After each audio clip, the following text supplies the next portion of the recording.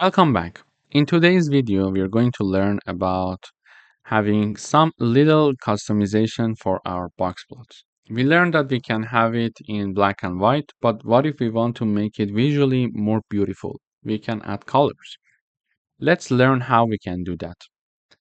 We are generating numbers here. We are having the size of the figure and we are having the box plot.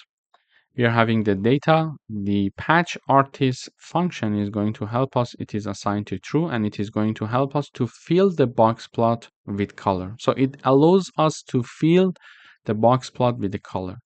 And then this box props is going to actually fill the box with the color light blue. So this is how we can have a box plot that is colored.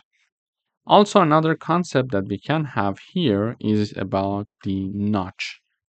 So in order to have the notch, simply we can have notch equals true. So when I have it here, you see that we are having now the notches here.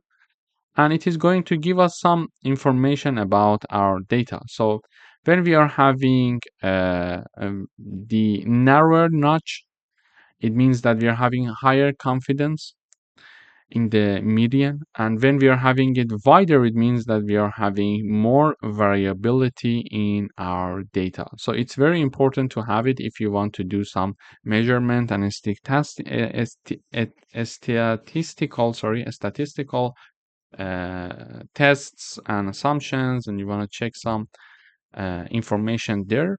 Notch can help you to have it there. So this, in order to be included, is simply we write down then the keyword notch and then it equals true, and it indicates the confidence interval around the median, because we see that the median is the orange line and the notch is around that. Thank you for watching.